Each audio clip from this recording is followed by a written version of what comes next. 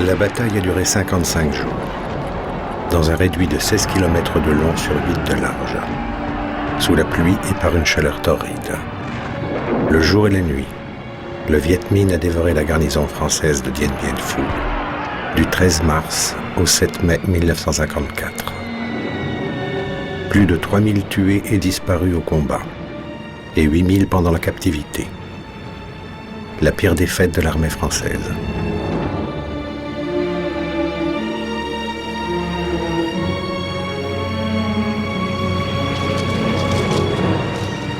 L'opinion publique est versatile. Elle ne voulait plus de cette guerre, mais les images de la défaite la bouleversent.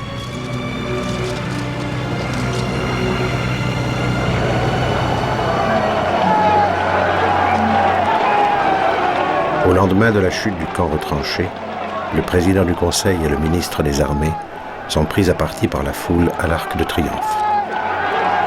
Alors, les hommes politiques cherchent les fautes, un coupable. Qui est responsable du désastre ?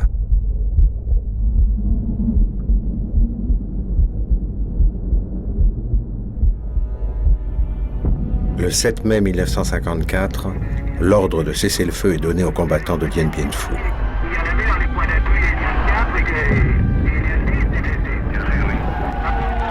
Sur un piton isolé, un lieutenant de parachutistes attend des ordres.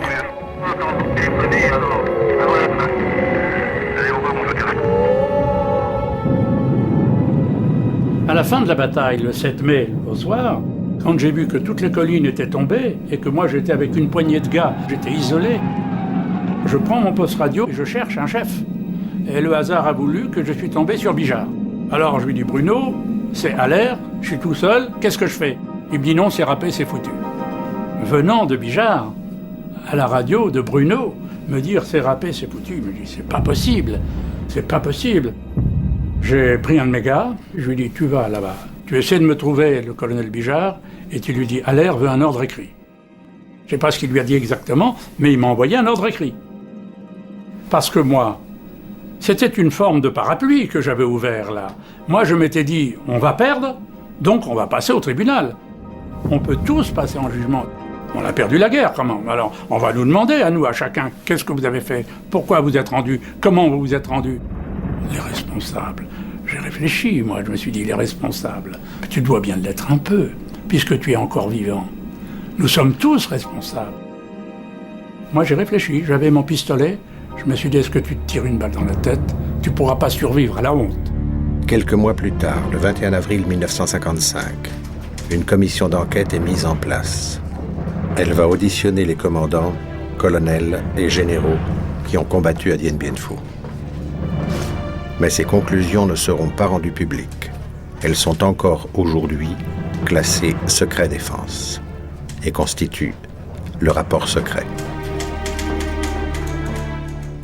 Qui sont les véritables responsables du désastre ? Ceux qui ont ordonné les combats ou ceux qui ont obéi ? Mis en cause, le général Henri Navarre, commandant en chef en Indochine. Navarre était un homme, d'abord, incontestablement, très intelligent. Un espèce de personnage frein, dur, imperméable et incompréhensible. Très fermé, très travailleur, fondé beaucoup sur le renseignement. Il avait fait toute sa carrière dans le renseignement et il ne croyait qu'à ses propres renseignements. Navarre est relevé de son commandement et rentre à Paris. Mis en cause, le général René Cogny. Il commande toujours les forces militaires du Tonkin. Cogny avait beaucoup de prestance, il était très grand, assez beau. Un homme d'action, un homme de commandement, un homme d'autorité. Un extraordinaire chef militaire, courageux, efficace, créant l'enthousiasme. Il aimait bien les journalistes, ce qui n'était pas du tout le cas de Navarre. Le troisième responsable commandait le camp retranché. Élevé au grade de général pendant la bataille, Christian de Castres quittera l'armée définitivement.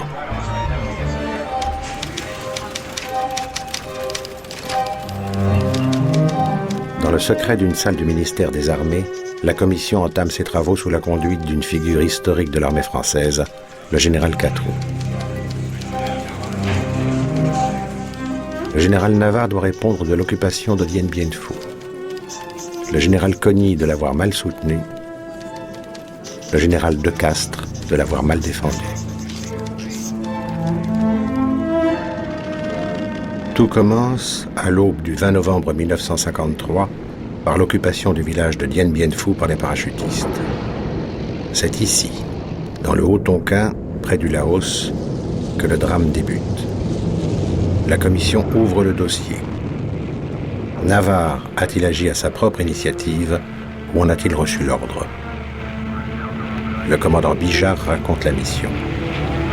Le 20 novembre, on saute sur Dien Bien Phu, je saute sur le terrain même de Dien Bien Phu, et en l'air on s'est tiré, j'ai des tués en l'air, on arrive, on est mélangé aux Viet, on se bat, mais enfin vers 3h de l'après-midi, le problème est réglé. Moi, je ne me voyais pas rester dans ce truc-là, parce que je dis, on va avoir des problèmes. Je préférais partir. Contrairement à ce qu'on a dit, Dien Bien Phu n'était pas une cuvette, c'était une vaste plaine. Évidemment, on était dominé, mais ça n'était pas une plaine, c'était une grande vallée, une vaste vallée. Le piège de Dien Bien Phu va se refermer sur ses occupants. Nous ne savions pas si nous allions rester. Nous, les paras, en général, on vient pour faire un coup de main, faire une tête de pont. Mais en principe, on ne nous conserve pas une fois que l'objectif est conquis. Pourquoi s'installer là puisque, nous le savons, l'armée française va y être anéantie? Quelles étaient les consignes données au général en chef? C'est la première question que pose la commission au général Navarre. Navarre explique que le gouvernement lui a demandé à la fois de protéger le Laos voisin et de trouver une porte de sortie honorable à la guerre, et qu'il a choisi Dien Bien Phu pour barrer la route aux troupes Viet Minh. C'était difficile, mais ça pouvait offrir une chance aussi. La chance, c'était que si on concentrait suffisamment de force à Dien Bien Phu, et si le Viet Minh, lui, en transférait aussi, on avait une chance que le Viet Minh se casse les dents. Cette plaque tournante, ce point de ralliement, devient un point où on va faire une forteresse et où on va casser du Viet. C'est la formule de tout l'entourage de Navarre. La position de Navarre était claire, c'était de dire on va pouvoir affronter le Viet Minh dans des batailles assez victorieuses pour que le Viet Minh comprenne qu'il ne peut pas acquérir la victoire sur le champ de bataille. Quel est alors l'objectif? Protéger le Laos ou vaincre le corps d'armée Viet Minh pour négocier en position de force? Navarre et Cogny ne partagent pas le même objectif, mais Cogny doit obéir à son supérieur.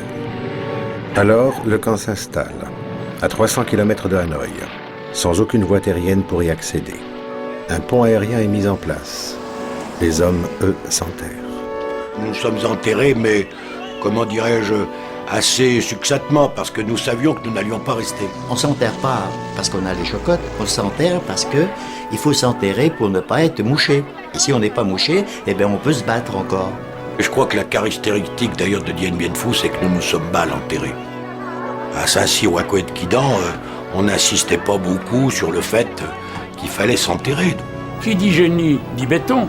Qui dit béton dit potentiel aérien. On n'avait pas suffisamment de potentiel aérien pour transporter du ciment, du béton à Dien Bien Phu pour essayer de faire un camp solide. Donc il n'y avait pas d'abri bétonnier.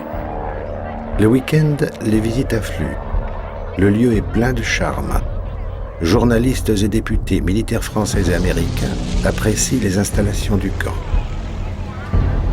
Et c'était une plaine merveilleuse, c'était ravissant.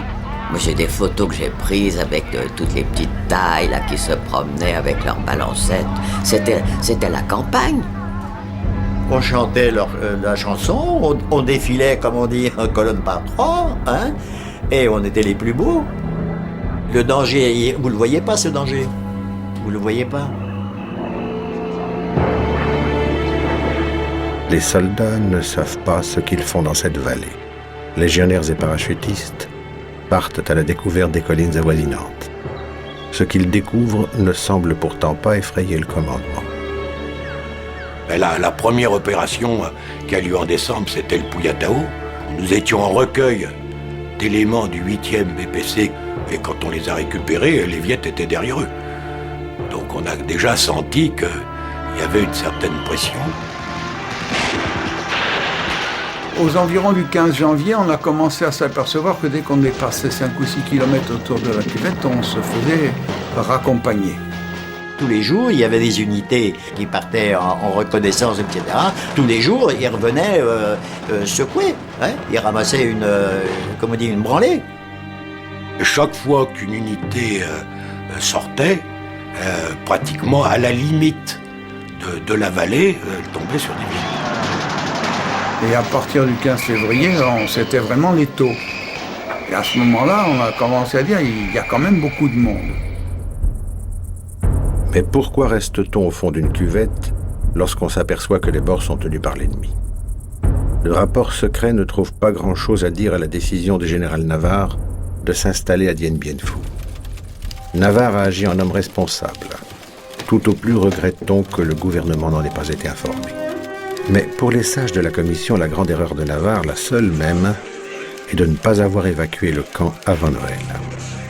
La décision de recevoir la bataille à Dien Bien Phu a constitué une faute que le général Navarre n'aurait pas commise s'il avait été informé par le général Cogniet.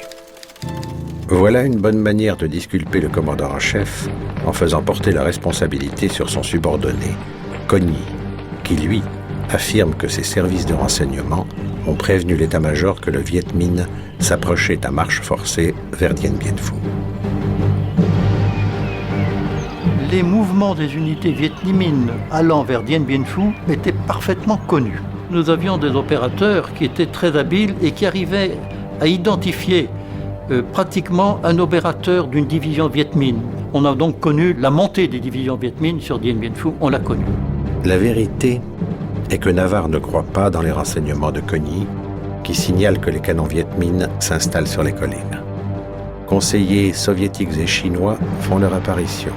Navarre ne le sait pas encore, mais personne ne connaît alors ses véritables intentions.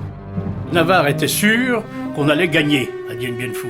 Il était sûr d'être le plus fort. Il ne croyait pas, lui, que le Viet Minh avait la possibilité de faire ce qu'il a fait. Qu'est-ce qu'on allait faire à Dien Bien Phu, à 300 km du delta? C'était très bien Dien Bien Phu si on avait pu en sortir.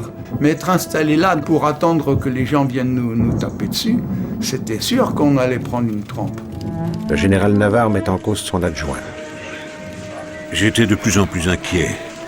Cogniet m'avait écrit pour me dire de ne pas parler d'évacuation, pour ne pas briser le moral des soldats exaltés à l'idée d'une grande victoire. Les deux généraux se renvoient les responsabilités. Lequel des deux n'a pas voulu évacuer? Cogniet, lui, il est pour qu'on évacue et qu'on évite le combat, qu'on évite l'idée de casser du Viet accroché devant une plateforme. Ça, c'est une idée de Navarre que Cogniet combatte dès le départ. Le camp ne sera pas évacué. À Noël, Navarre semble accepter le combat. Que peut-il faire d'autre maintenant? Il estime que le corps d'armée Viet Minh sera écrasé par l'aviation qui, depuis des mois, pilonne les voies d'accès vers Dien Bien Phu. Mais en vain. C'est l'échec de la bataille des communications. Les aviateurs, eux aussi, s'expliquent devant la commission. Quelle était votre mission?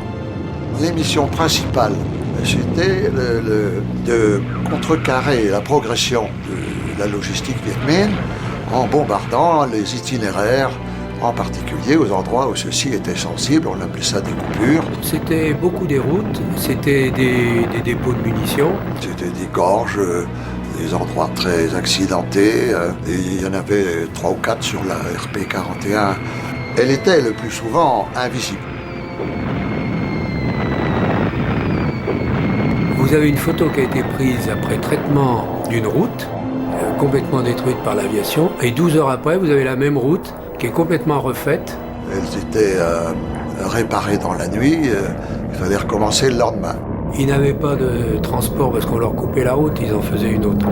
On leur cassait le Molotova, ils mettaient des trentaines de milliers de colis avec des balanciers. Il faut reconnaître, nous ne sommes pas arrivés à interdire. Pourquoi cet échec?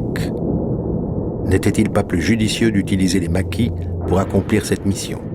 Le Viet a profité de la nature pour se camoufler complètement. Vous ne pouviez pas le deviner. Vous pouviez larguer du napalm ou des bombes ou mitrailler. Ben, il y avait une chance sur 100 pour tuer un type, quoi. Et encore, c'est pas sûr. À la veille d'une bataille décisive, Le constat établi est accablant. 1. L'armée de l'air ne possède plus de formation de bombardement. 2. Le bombardement n'a pas été organisé car il lui a manqué un chef compétent. Il est exact que les renforts demandés par le général Navarre lui ont été refusés. L'effort de Paris se porte désormais vers le pacte atlantique en Europe et peu de militaires font le choix de l'Indochine, si loin, si impopulaire, où on n'a plus rien à gagner. Les ministres ne perdent pas de vue leur objectif, trouver une porte de sortie honorable à cette guerre. Mais la commission d'enquête établit qu'aucun des rapports qu'ils rédigent ne doute du dispositif français. Ont-ils menti ou sont-ils aveugles? Je me suis rendu compte d'abord que c'était très loin. C'était très long ce voyage. Et donc il y avait un certain silence dans cet avion. Et comme nous savions que nous avions un vrai déficit en aviation, on s'est dit, c'est quand même bien loin. Nous arrivons à Dien Bien Phu. Je fais le premier voyage à Dien Bien Phu avec le général Cogny. On débarque là, on est accueilli par le colonel de Castres et on va au PC du colonel de Castres. Et c'est là qu'on a eu un briefing sur la défense de Dien Bien Phu qui respirait encore la confiance. Je fais quelques critiques sur l'atmosphère que je trouve qui me semble être une atmosphère optimiste, trop optimiste. De gens avec un certain bon sens a dit mais enfin nous venons d'atterrir sur ces pistes d'aviation. Si le Viet bombarde les pistes, alors les pistes d'aviation sont très vulnérables. Et Pirotte a dit mais si je vois le départ des coups ennemis, je ferai de la contre-batterie. Et je rentre et je fais mes observations à Cogny qui me dit bien sûr, ça n'est qu'une plaque forte où il faut atterrir. Alors je lui dis expliquez ça avec autant de clarté, de netteté à Jacquet d'abord. Et puis comme Pleven et Chevigné doivent venir, vous ferez la même chose. Et puis dites-le devant Navarre. À l'issue de sa visite à Dien Bien Phu, M. Pleven ne tranche pas entre les deux hommes. Le rapport secret déplore ses déclarations disant que la situation à Dien Bien Phu était bonne et qu'il ne lui semblait pas que le Viet Minh soit en mesure d'infliger des échecs décisifs. La visite des politiques à Dien Bien Phu se termine. Navarre semble confiant. Et puis à la fin du jour, à la fin de la visite, je me souviens d'être resté auprès de Navarre en attendant, je crois que de gens reviennent vers l'avion. Et Navarre, ça m'a beaucoup ému parce qu'il m'a pris très familièrement par les épaules en me disant mon petit, si on perd ça sera pas de chance. Le haut commandement a cru que nous étions les plus forts et on considérait que le Viet Minh ne ferait pas le poids. On savait qu'ils avaient des canons, mais est-ce qu'ils sauraient s'en servir? Et même s'ils savaient s'en servir, est-ce qu'ils auraient des munitions? Avec des scies comme ça, à force de sous-estimer l'ennemi, à la limite du mépris d'ailleurs, on a cru jusqu'au 13 mars qu'on allait gagner la bataille de Dien Bien Phu, et même les combattants qui étaient dans le camp retranché disaient pourvu qu'ils attaquent. Les collines portent des prénoms féminins. Eliane, Huguette, Dominique, Isabelle. Mais c'est Béatrice et Gabrielle qui protègent la piste d'aviation. Ce sont les premiers points d'appui qui vont être détruits. Il n'y avait plus un civil dans la cuvette depuis 24 heures. On avait des partisans thaï qui n'étaient pas partis avec les Viet. Ils faisaient une sale tête aussi. Et enfin, nos PIM, nos prisonniers, ils nous disaient ça, c'est pas bon. Et puis, dans le courant de la journée du 13, on nous a dit, c'est pour ce soir. C'était Béatrice qui était visée. Alors nous étions très confiants parce que Béatrice, un bataillon de Légion étrangère de la 13e DBLE.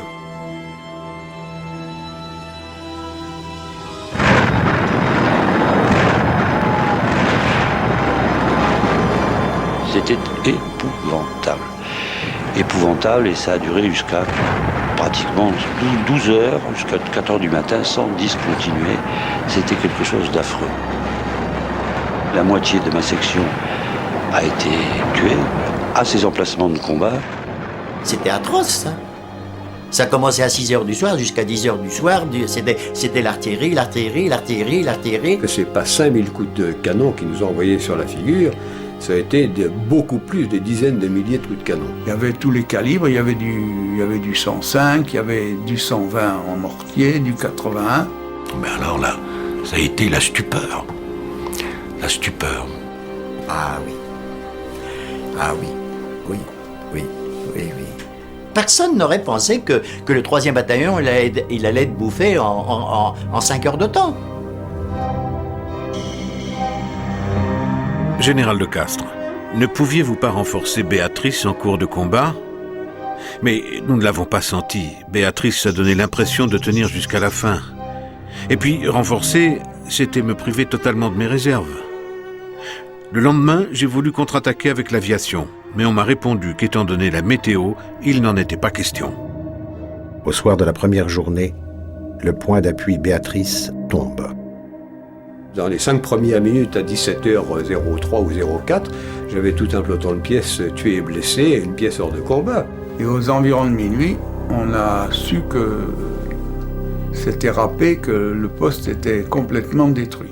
Combien de mètres cubes retournés comme ça, sur une petite superficie? C'est pas possible. Quand on voyait les abris, on se disait qu'aucun abri n'était à l'épreuve, que presque tous avaient leur porte ouverte du côté est, là où étaient les Viettes. Moi, ça m'a paru vraiment délirant. 2 jours plus tard, le responsable de l'artillerie se suicide dans son abri.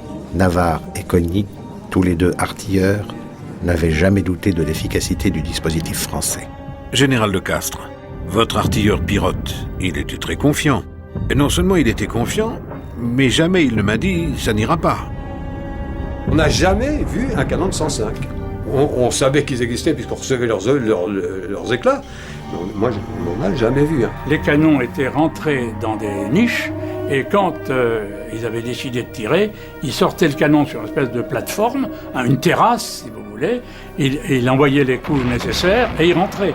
Et on n'a jamais pu les repérer. Et l'aviation n'a pas pu les détruire, notre artillerie n'a pas pu les détruire parce que nos postes d'observation étaient dans le bas, alors que les Viettes étaient sur la montagne. Le général de Castres partage avec tous les artilleurs la grave erreur d'avoir sous-estimé les possibilités offertes par le terrain à l'ennemi et d'avoir cru à notre supériorité de feu. Le 13 au soir, on avait 200 ou 250 blessés à la porte de l'antenne. Je dis à la porte parce que quand on a commencé, on avait 30 places pour les mettre. La plupart de nos combattants d'Indochine n'avaient jamais entendu un obus de 105 arriver. La chute très brutale de Béatrice, tout ce déluge d'obus, un bataillon de Légion emporté en moins d'une nuit, les gens étaient complètement affolés. D'un seul coup, la guerre avait changé de caractère. C'est un effet moral désastreux.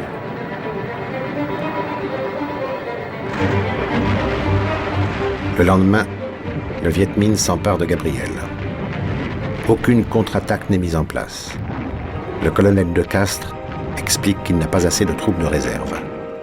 C'est son supérieur qui doit s'en expliquer. La commission estime que le général Coigny a commis une faute grave, car il ne pouvait ignorer que la reconquête de Béatrice et Gabriel serait d'une importance capitale. Il aurait dû exiger que ce soit là que l'on portât l'effort de la défense. En fait, le rapport établit que De Castres gardait jalousement les troupes de réserve près du point central. On engage alors un jeune bataillon de recrues vietnamiennes qui vient d'être parachuté. C'est pas une erreur, c'est une aberration. On n'avait pas dormi depuis 24 heures, on n'avait pas mangé, tout le monde était exténué, et sans sommeil, on vous dit, vous passez en contre-attaque sur un piton que personne ne voulait aller reprendre. Alors un bataillon fatigué, exténué, un passer en contre-attaque sur un piton énorme comme ça, je vois pas ce qu'on aurait pu faire. Le général Coigny explique à la commission que personne ne voulait de ce bataillon jugé trop mou. Est-ce pour cela qu'on a envoyé ces jeunes soldats avec une mort annoncée? Moi j'avais dit, le bataillon est inopérationnel, on ne peut pas faire d'opération avant 24 à 48 heures. Bottella nous a réveillés et il a dit, on alerte tout de suite parce qu'on passe immédiatement en contre-attaque sur Gabriel. Mais Gabriel, il faut vous dire que Gabriel est à 4 km au nord de la position où on était. On ne savait pas par où passer parce que personne ne nous indiquait le chemin. D'abord, il y a eu un petit problème, on n'est parti que 2 compagnies, c'est pas beaucoup de monde. Ils étaient si peu nombreux que les gars de Gabriel ont dit avec ça, on ne reprendra jamais le point d'appui, et ils se sont repliés. Et là, on a reçu l'ordre de Dien Bien Phu de se replier sur Dien Bien Phu, avec les Viettes qui nous couraient après.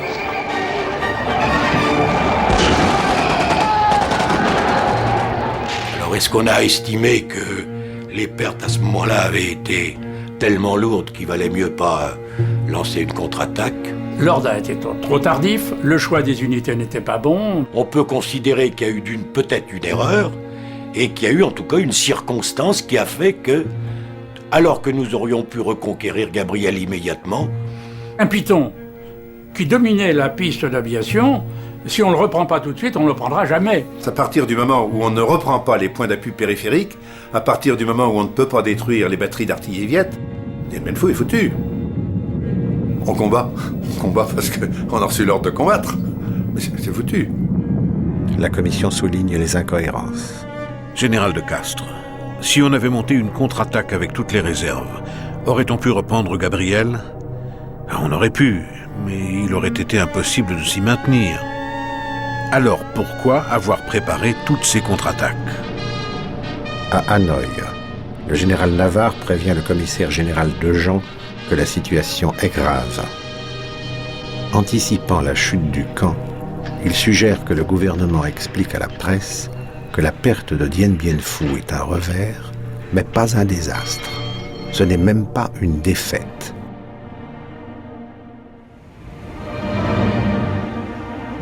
L'Indochine manque de soldats. Le camp manque de combattants. Hanoï hésite à larguer des renforts. Mais Cogny décide enfin l'envoi de son joker, le bataillon Bijard. J'ai convoqué la veille par Cogny, qui me dit « Bijard, il faut que vous sautiez demain à Dien Bien Phu, ça va très mal ». C'était des paras qui avaient presque 2 ans de séjour, qui avaient fait le repli de Tulé, qui avaient sauté à Langson, qui avaient été partout, c'était vraiment des professionnels. Chacun a préparé son unité, moi j'ai préparé ma section. Je leur ai dit, les enfants, nous partons à Dien Bien Phu demain matin, je ne vois pas très bien comment on va revenir. Et on a donc sauté à Isabelle. C'était fin de matinée ou début d'après-midi, et je me souviens, il faisait très chaud. On a sauté espacé dans la journée parce que la FLAC, la DCA Viet, était très puissante et nous avons été largués à 6 km au sud de Dien Bien Phu, c'est-à-dire à Isabelle. Le bataillon Bijard est aussitôt chargé d'une contre-attaque pour détruire les canons ennemis.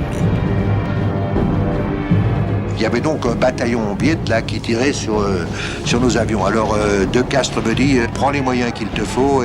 Alors après une manœuvre, appui d'artillerie, etc. à bloc, bien tout préparé, et puis on part à l'assaut. Alors ça a duré la journée, des combats très durs. Je crois qu'on a eu 90 tués et blessés chez nous, mais on a, je crois, 600 ou 800 Viet tués. On a ramené leur armement et tout. Alors on a respiré. Hanoï venait dire on croyait que Dien Bien Phu était foutu, et Bijard vient d'arriver et les choses changent. Les actes de bravoure ne dissimulent pas les fautes du commandement. Le rapport en fait foi. L'étude de la bataille montre que la perte de Béatrice et Gabriel a eu pour conséquence de priver le camp du terrain d'aviation. Le 28 mars, le dernier avion se pose sur Dien Bien Phu.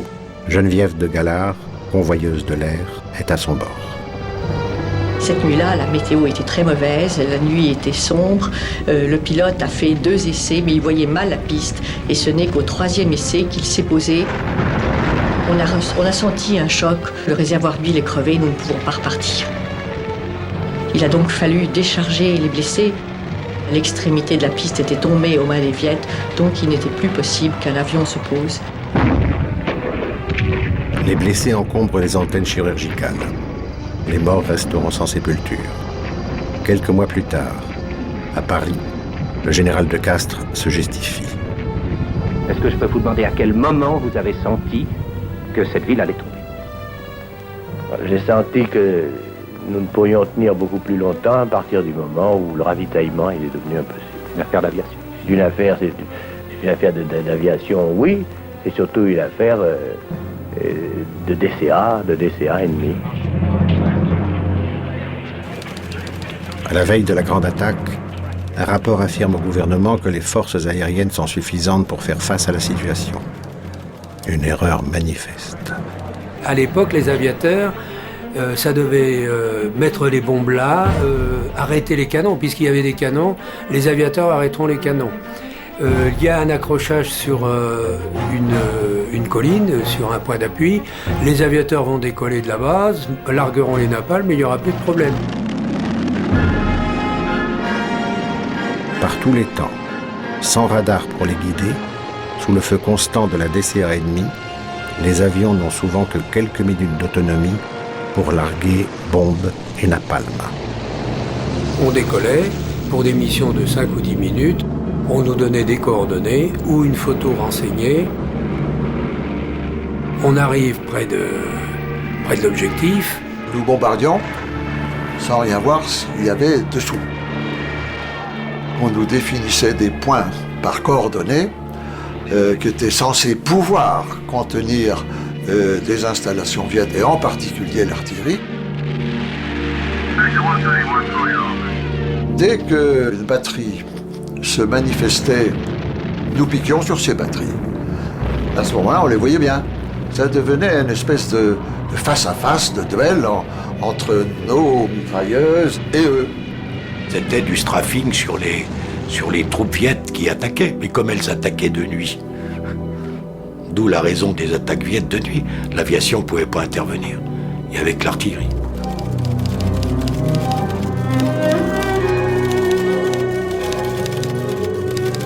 La commission regrette que moins de 70 appareils soient engagés dans la bataille. Général Cognier, pouvait-on faire plus? Général Cognier, avez-vous demandé un supplément de potentiel aérien?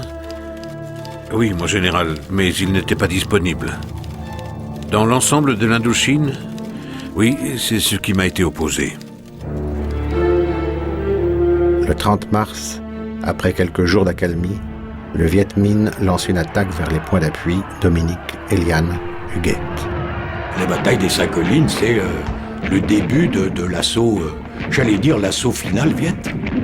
Vraisemblablement, les Viet avaient l'intention, ce jour-là, d'enlever toutes les collines, c'est-à-dire les Eliane et les Dominique.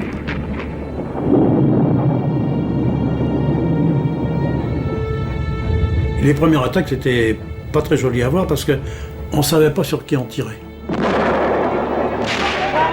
Vous criez quand vous donnez l'assaut pour vous donner du courage. Ça vous enlève, vous comprenez? Il est plus facile de courir à l'assaut que de rester dans sa position en voyant les vagues d'ennemis successives qui arrivent. Vous lancez une grenade devant, vous tirez à la mitraillette. Vous foncez, vous avez un type qui est en face, c'est lui ou vous? Quand il déboule d'abord en colonne par un. Ça pète de tous les côtés, il y en a qui avancent, d'autres qui reculent. On fonce, vous arrivez dans la tranchée, vous tuez ce qui est dans la tranchée. On voit des types tomber. On n'a pas le temps de s'en occuper parce que dans un assaut, on fonce. Jour et nuit, les combats vont durer du 30 mars au 5 avril.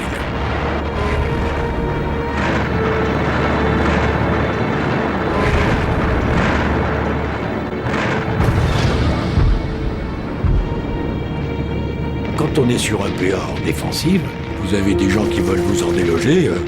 Le problème, c'est de savoir quel est celui, d'abord, qui aura le moins de pertes et qui résistera le mieux. Vous regardez, vous essayez de repérer quels sont ceux qui avancent pour essayer de pas trop vous signaler. Donc, c'est eux qui crient. Là, vous entendez les cris. Puis les explosions de tous les côtés. Des cliquetis, des bruits d'armes automatiques, des éclats d'obus, mortiers, obus. J'allais dire un fracas. Nous avons été pris dans un déluge de feu. On ne voyait pas à 10 mètres la fumée, la boue, la poussière, le bruit. C'était à 3 mètres. Ils se sont arrêtés à 3 mètres des positions que nous n'avons pas lâchées.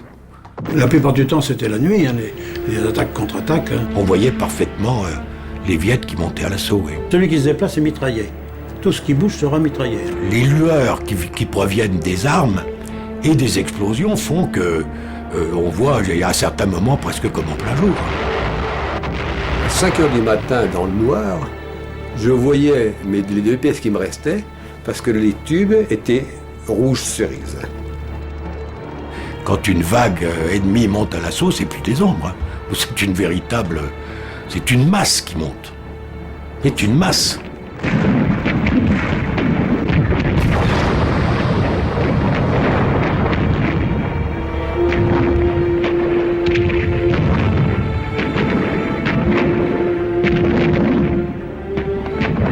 Après cette bataille des 5 collines, certains d'entre nous pensaient certainement que c'était le dernier combat que nous menions. Le rapport Quatreau, froid, technique, ne manque pas de cynisme. Il dit « La bataille a procuré la gloire aux combattants du camp retranché, mais elle a cependant coûté la destruction de 17 bataillons. » Bien sûr, ça sentait la mort. Il y avait des morts partout. Les tranchées étaient remplies de cadavres. Les Élianes étaient couvertes de morts, vraiment couvertes de morts. Au début, vous sentez l'odeur de la putréfaction. Mais on s'en rendait à peine compte parce qu'on s'y était habitué peu à peu.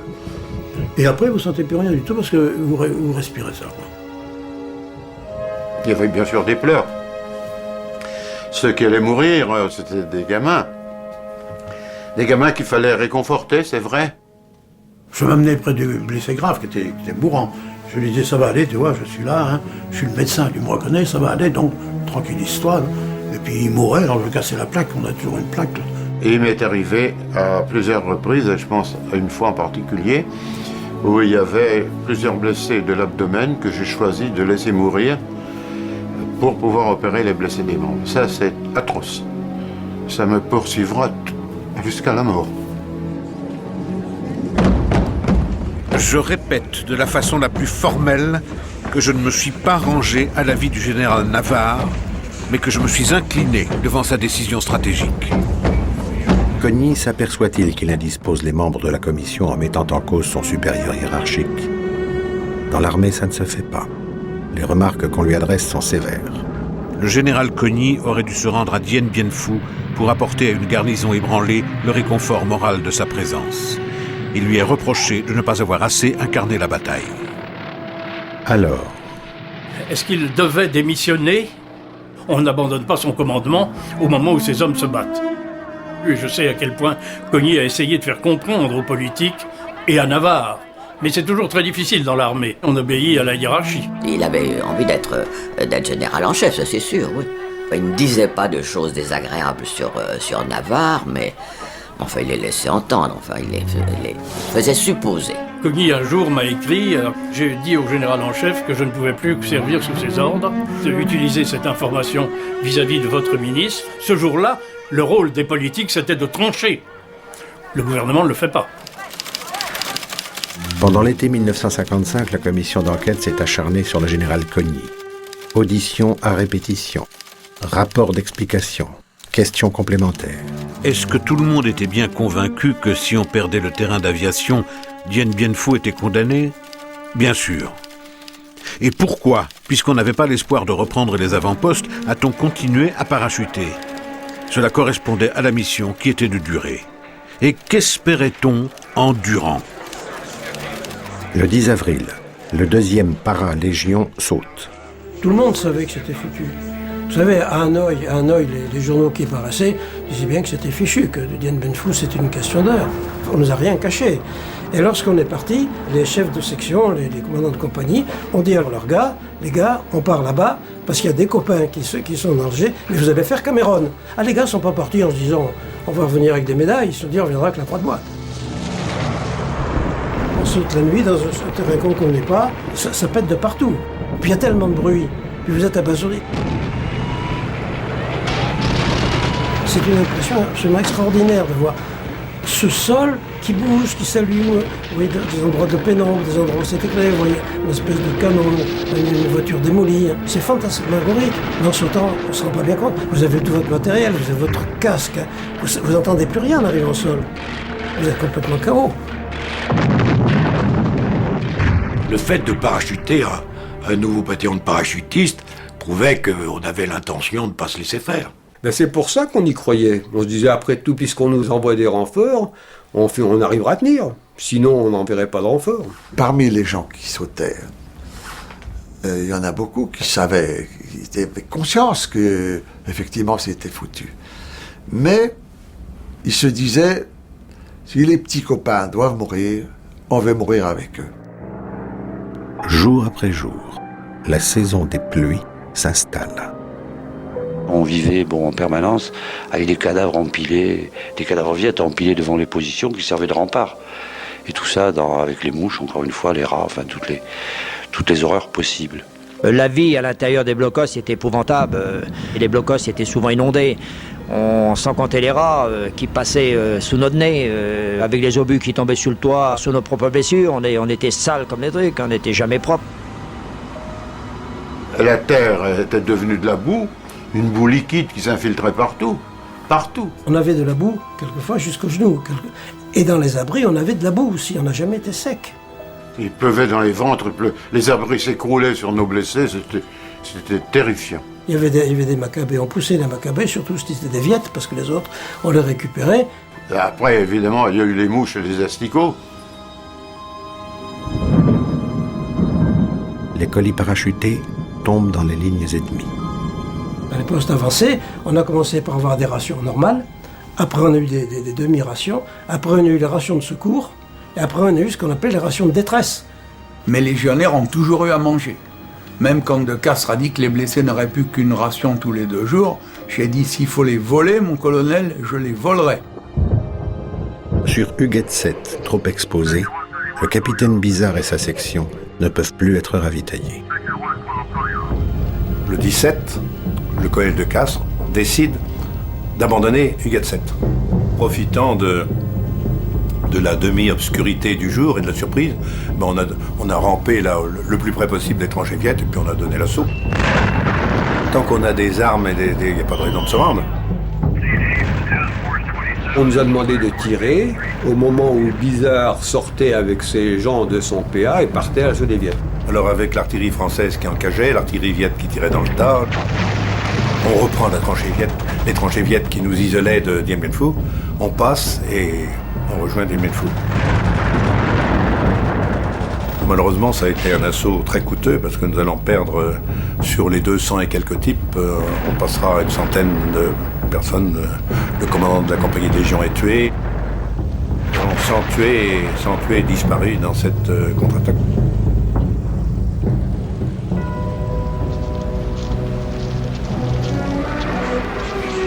À Hanoï, la querelle entre les 2 généraux est maintenant connue de tous. L'un et l'autre écrivent à Paris pour s'accuser de manquement. Navarre semble décidé à demander un cessez-le-feu pour les combattants. Le gouvernement s'y oppose. Pourtant, des contacts secrets sont entamés.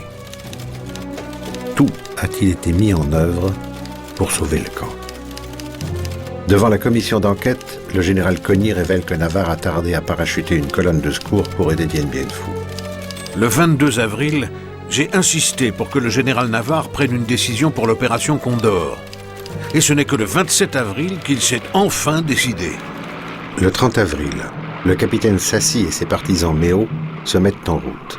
Ils attendaient le feu vert du général Navarre. Je voulais voir le général pour me proposer mon affaire. Je crois que le commandement ne l'a pas pris en compte ni en considération et au sérieux. Mon objectif était de permettre une espèce de trouée en liaison avec les gars de Diane, cerner les ravitailleurs, les coulis. Tous ceux qui ravitaillaient les combattants étaient très vulnérables. Nous sommes montés en direction de Dien Bien Phu, on marchait toute la journée. Et on le savait, on fonçait. Dien Bien Phu, pour nous, c'était un point sur la carte. C'est la jungle. Alors il n'y a pas de village et que dalle. Il faut être léger, plus léger que l'ennemi, c'est-à-dire mitraillette, fusil. C'est un arme qui permet d'attaquer sauvagement, avec brutalité, un ennemi qui n'est pas sur ses gardes. Les gars de Samnoa, qui étaient en avance sur nous, c'est-à-dire qui étaient beaucoup plus près, ils voyaient fumer sur Dien, le camp. Donc je n'étais pas très loin. Les premiers éléments étaient à quelques dizaines de kilomètres. Nous aurions attaqué ce qui était logistique surtout, pas tellement le combattant. Et dans la mesure où on foutait une pagaille noire autour de Dien Bien Phu, dans les rangs viettes, c'était énorme.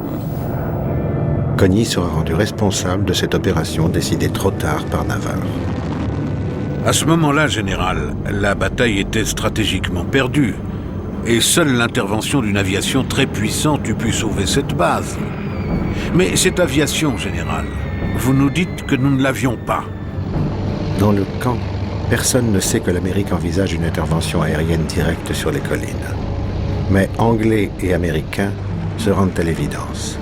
Le risque de provoquer la Chine serait trop sérieux. Alors, l'aviation française intensifie son action. Le lieutenant de vaisseau Klotz décolle pour sa dernière mission le 23 avril 1954. Ça a été mon tour de bombarder. Je me suis engagé en piqué. Une fumée s'échappait de mon fuselage. Mon tableau de bord s'est brisé. Et puis j'ai vu des flammes m'envahir de tous les côtés. Le parachute s'ouvre. Je dis à Philippe, c'est au cabinet Philippe, je dis mon capitaine, je pars. Alors il me dit oui, vas-y. Du point d'appui d'Eliane 2, j'ai vu descendre 3 personnages. Il fallait y aller chez les Viettes pour le récupérer. J'étais pas rassuré du tout. J'ai commencé par ramper. Moi, j'aurais pas voulu être à sa place. Debout, eux n'avaient pas peur du tout. Sûrement, ils pensaient pas qu'il y avait des gus de Deliane 2 qu'ils allaient descendre pour aller le chercher. Klotz est alors affecté au PC du colonel de Castres. J'ai trouvé des gens pessimistes, mais qui étaient un peu sur la touche. Le général de Castres était assez réservé. Il parlait pas beaucoup. Il faisait très peu part des messages qu'il recevait de Cogny et éventuellement de Navarre. La commission soulignera que le général de Castres n'a pas été au sens plein du terme un chef vigoureux, imaginatif et manœuvrier. A-t-il assuré son commandement jusqu'à la fin? Le commandant en titre, c'était le colonel de Castres. Et c'est le tandem Langlais et Bijard qui vont animer la défense. Il y avait sur place à Dien Bien Phu l'effectif d'une division. Il n'y avait qu'à envoyer un général de division. Ou un général de brigade. Ils ne sont pas précipités à la porte de l'avion. Le 14 avril, le colonel de Castres est nommé général. Ses étoiles sont parachutées hors du périmètre du camp. Cette fin annoncée commence à passionner l'opinion publique. Nous nous sentions solidaires, Leur survie dépendait de ce que nous pouvions faire. Je me souviens d'un jour où on ne pouvait plus ravitailler parce qu'on n'avait pas de parachute. Vous vous rendez compte de l'effet psychologique que ça peut avoir. Il n'y avait plus de parachute. Une partie de nos parachutages sont tombés à l'extérieur. Et ça, on le voyait. On le voyait. Et je me souviens très bien que certains de mes gens venaient me voir en me disant quand même, mon lieutenant, il ne faut pas exagérer. Alors nous, on va manquer de munitions, on va manquer de vivres, puis on leur envoie tout chez les Viettes. Je leur avais inventé un petit roman en leur disant oui, mais on est futé. Alors, parmi ceux qu'on leur envoie, il y a des munitions truquées, et quand ils vont vouloir tirer avec, ça va faire péter leurs pièces. Il aura fallu 55 jours de combat pour qu'un gouvernement divisé accepte d'entamer la négociation qu'il voulait déjà depuis des mois. La pression politique, vous savez, en France, était forte. La guerre d'Indochine était très impopulaire. Il y avait une atmosphère de sale guerre. Pendant que les gens meurent, pendant que les soldats se font tuer un peu partout et singulièrement à Dien Bien Phu, au même moment, à Paris, on se dit qu'il faudrait quand même organiser une rencontre. Voilà, la négociation est apparue comme une porte de sortie.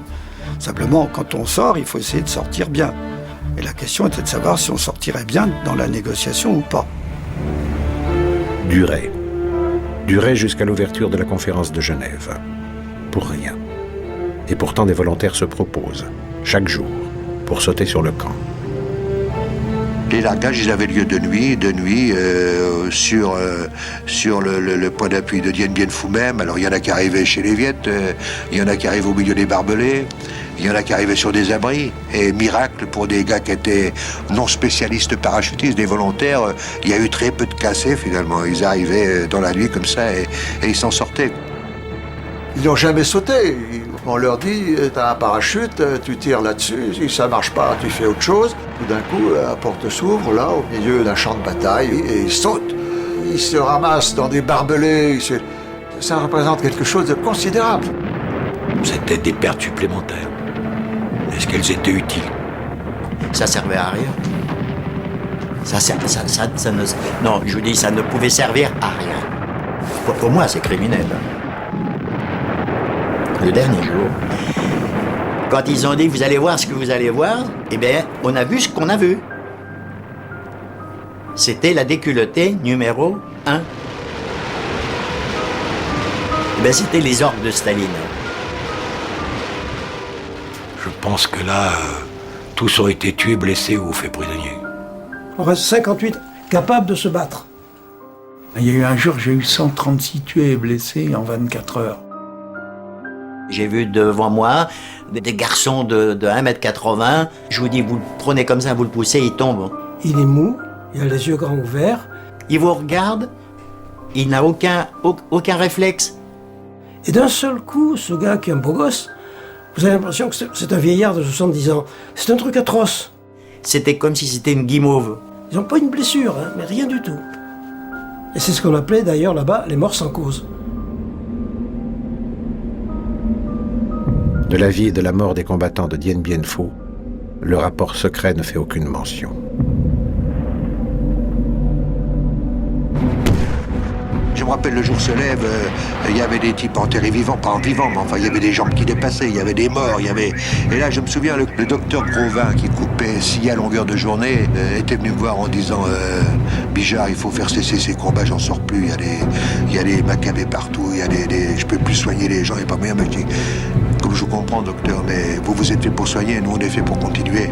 Et tant qu'on pourra, on continuera, parce que je dis, c'est pas possible que le monde libre nous laisse tomber, les Américains vont venir, ils vont faire quelque chose. Moi, j'ai cru jusqu'au bout que les Américains viendraient, et c'est pour ça que je disais à mes hommes, tenons un jour, encore un jour. Jusqu'au dernier jour à Dien Bien Phu, mes gars m'ont dit « Mon lieutenant, vous croyez qu'on s'en sortira ?» Bien sûr qu'on s'en sortira. Si nous avions gagné Dien Bien Phu, si nous avions gagné, si par hasard on avait cassé le corps de bataille Viet, comment serait-on parti?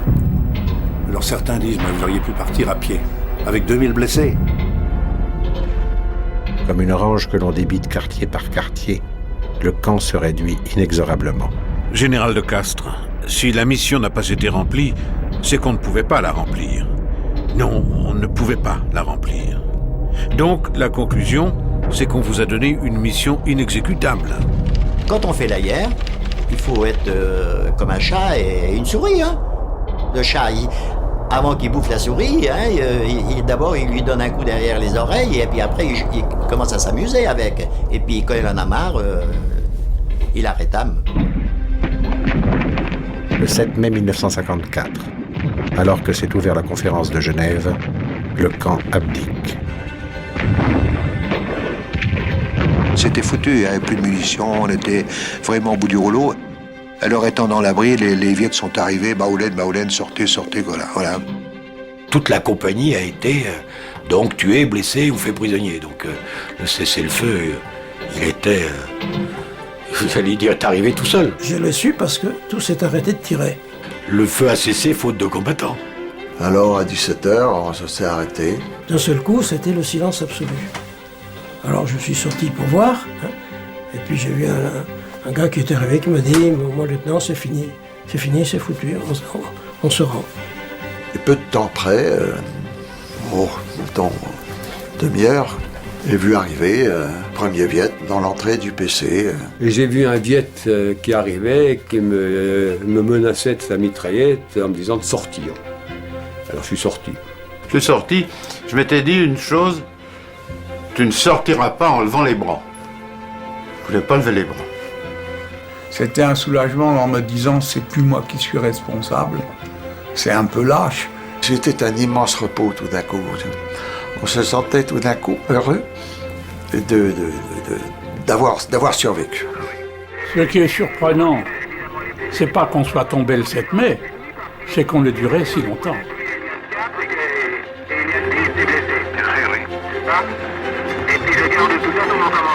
Le gouvernement Laniel tombera sur la question indochinoise, c'est Pierre Mendès France qui mènera les négociations.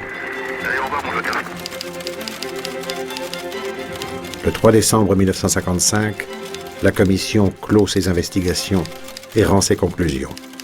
Elle établit les responsabilités de chacun et préconise des sanctions. Le général de Castres est accusé d'avoir manqué d'initiative et de ne pas avoir réparé les omissions de son supérieur, le général Cogny.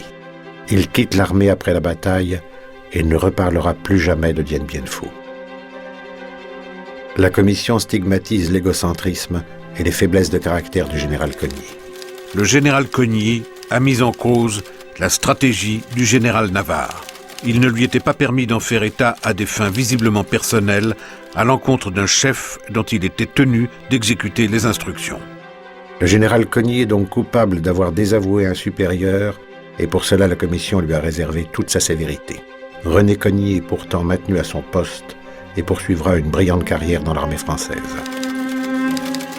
En ce qui concerne le général Navarre, la commission estime avec bienveillance qu'il a déjà été assez sanctionné par son éloignement du théâtre indochinois.